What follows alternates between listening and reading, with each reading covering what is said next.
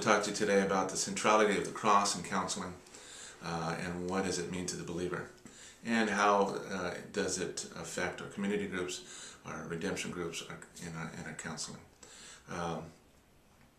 In the atonement, it's going to be more in a biblical theology lens, looking at the whole story of God from Genesis to Revelation, all pointing to the work of Jesus Christ on the cross. We believe that there's many facets to atonement. We have penal substitution, Christus Victor, reconciliation, redemption, ransom, propitiation, expiation.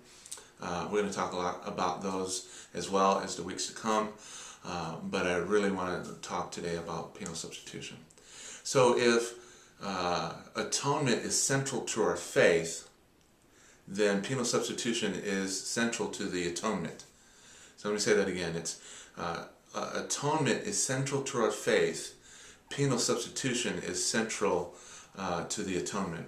And what that means is Jesus Christ paid the penalty for sin. And without that, we don't have any of the other aspects of the atonement. We don't have Christus Victor. We don't have victory. We don't have ransom. We don't have reconciliation. Jesus Christ paying the penalty for sin. We see in John where John the Baptist says, "Look, the Lamb of God, the one who will take away the sins of the world." And from that comes all the other many beautiful facets of the atonement. And one of the distortions that we see in the penal substitution is, I still owe. I'm not quite paid for. My sin is still, I still have a bill yet to pay. The enemy really, which I would call Satan, really wants to do this work in this area, that I still have a debt paid.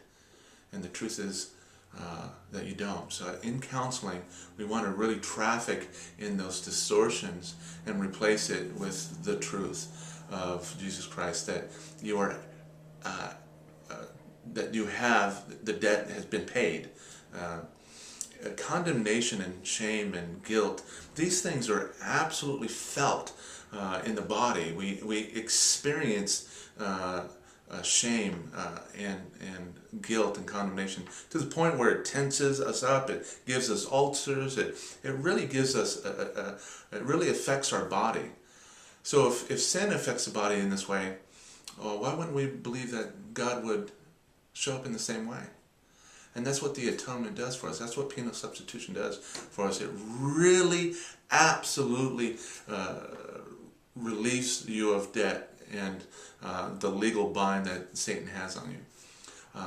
So we believe that Christ absolutely died for you, absolutely was buried for you, buried, absolutely resurrected on your behalf, paid the penalty.